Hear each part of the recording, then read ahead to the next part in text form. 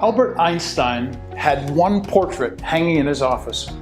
It was the portrait of Michael Faraday, who introduced us to how to get electricity from, let's say for instance, the wires outside of our house into our house so that you can actually operate your toaster in the morning. He was that guy. Einstein was so taken by this because of Faraday's basic knowledge of science. But do you know where Faraday got his understanding? Faraday was a Christian. In fact, when Faraday died, it was discovered that his most thumbed through book in the Bible was the book of Job, all about God's creation.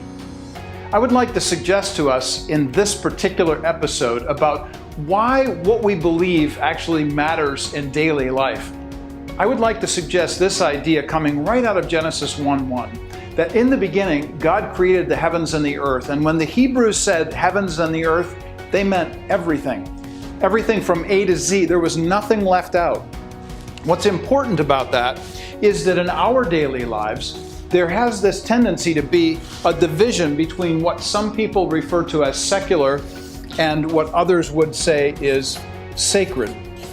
And so some would suggest that some things belong to God and some things are just neutral. Well, according to Genesis, there is nothing neutral.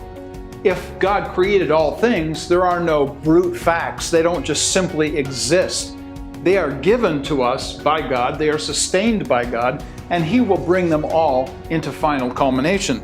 And so instead of seeing the Greek view of a divide between secular and sacred, we need to see a Hebraic view which emphasized all things were sacred. And because of this view, it now informs our whole of life. We go through life thinking to ourselves, not only are we concerned about the C-suite of executive offices, but we are also concerned about the people who pick up our trash and where that trash goes, or the bartender who listens to the stories of people at the bar, or the homemaker who takes care of the home, or the person who is going out and doing carpentry work to facilitate housing. All of those things are under the jurisdiction of God, and therefore all things are sacred. One of my favorite scientists was a man by the name of Johannes Kepler.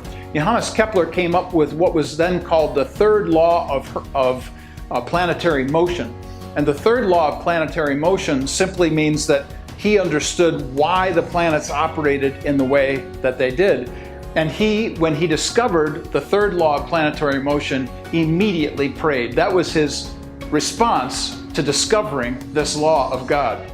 He also said this, that he considered himself to be a priest of the Most High God in the book of God's creation. So when we think about what we have learned in the past, about the Harvard crest and how the three books of God's Word, World, and Logic are all ours to understand the world around us, we now understand and think differently about a sacred world, that all things are God's. And so when we encounter our daily lives, we don't think this is separate from how I think as a Christian, but we think all things in life should be thought about from a Christian point of view.